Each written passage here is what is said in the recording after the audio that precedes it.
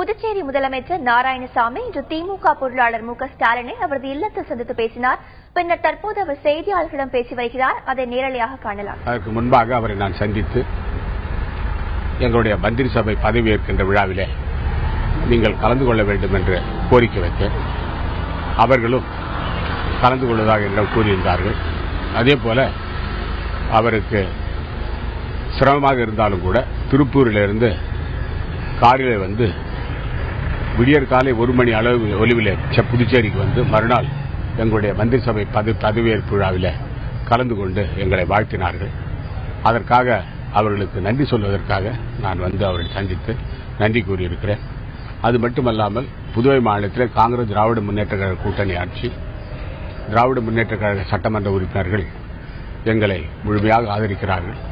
அதற்கும் அவருக்கு நன்றி கூறிவிட்டு புதுவை மாநிலத்தில் மக்கள் நலத்திட்டங்களை, குறிப்பாக புதுவை மாநிலத்தை பொறுத்தவரையில் மத்தியிலிருந்து நிறைய நிதியை கொண்டு வந்து புதுவை மாநிலத்தில் வளர்ச்சியை காண்பதற்கு, குறிப்பாக தொழிற்சாலைகள் கொண்டு வருவதற்கு, வியாபாரம் பெருகுவதற்கு, விவசாயத்திலே வளர்ச்சி காண்பதற்கு, சுற்றுலா வளர்வதற்கு, காவல்துறையில நவீனமயமாக்குவதற்கு, இதுபோன்ற பல திட்டங்களை நிறைவேற்றுவதற்கும் வேலைவாய்ப்புகளை பெருகுவதற்கும் புதுவை மாநிலத்திற்கு மத்திய அரசிலிருந்து நிதியை கொண்டு வந்து அதை செய்வதற்கான வேலையை நாங்கள் செய்திருக்கிறோம். ஆகவே உங்களுடைய ஆதரவும் ஒத்துழைப்பும் வேண்டும் என்று அவரிடம் கூறிக்கொண்டு அவரும் முழுமையான ஆதரவை, திராவிட முன்னேற்ற கழகத்துடைய ஆதரவை தருவதாக என்னிடம் கூறியிருக்கிறார்கள்.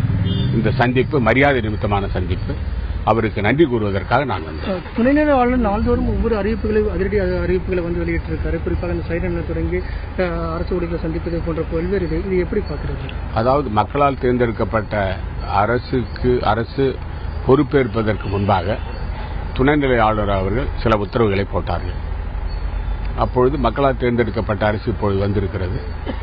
துணைநிலை ஆளுநர் அவர்கள் பல துறைகளில் நிர்வாகம் எப்படி இருக்கிறது என்று தெரிவதற்காக அவர் அதிகாரிகளை பற்றி அழைத்து பேசுவது தவறில்லை. அது எல்லா துணைநிலை ஆளுநரும் செய்வார்கள்.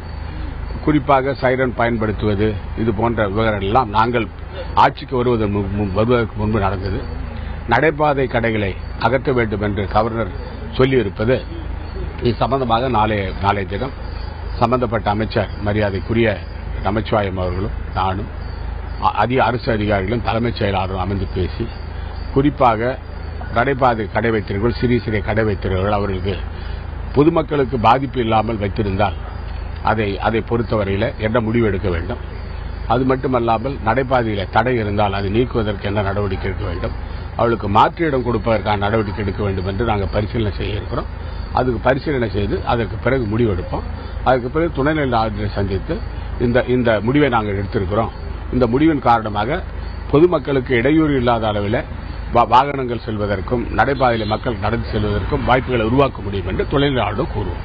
இங்கே தமிழகத்தில் வந்து படிப்படியாக வந்து மதுவிலக்கு அமல்படுத்தப்படுகிறது. பாண்டிச்சேரியிலிருந்து மது இங்கே கொண்டு வரக்கூடிய வாய்ப்புகள் அதிகமாக இருக்கு. தடுப்பதற்கான நடவடிக்கைகள், அதாவது எங்க புதுவை மாநிலத்தை பொறுத்த வரைக்கும் புதுவை மாநிலத்தில் வந்து மதுவிலக்கு கொள்கையை எங்களால் கொண்டு வர முடியாத நிலையில் நாங்கள் இருக்கிறோம். அது மட்டும் இல்லாமல் ஏற்கனவே எங்களுடைய தேர்தல் வாக்குறுதிகளை விட தேர்தல் சமயத்தில் இந்த கேள்வியை பத்திரிகையாளர்கள் என்ன கேட்டார்கள். நான் சொன்னேன், புதுவை மாநிலம் வந்து பிரெஞ்சு கலாச்சாரத்தை ஒன்றி இருக்கிற மாநிலம்.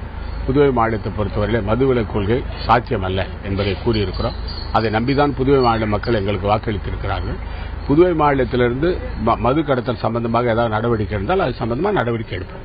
தமிழிசை, பாஜகவுடைய தமிழக தலைவரான தமிழிசை சொல்லியிருக்காங்க, தமிழக சட்டப்பேரவையில் தேர்தலில் வந்து காங்கிரஸால தான் திமுக வந்து இங்கே தோல்வியை தழுவிக்கிறது என்ற கருத்தை வந்து தெரிவித்திருந்தார். அது குறித்து உங்களுடைய கருத்து? அதாவது இது வந்து தமிழக காங்கிரஸ் கட்சி தலைவருக்கும் தமிழகத்தில் இருக்கிற திராவிட முன்னேற்ற கட்சி தலைவர்கிட்டையும் கேட்க வேண்டிய கேள்வி.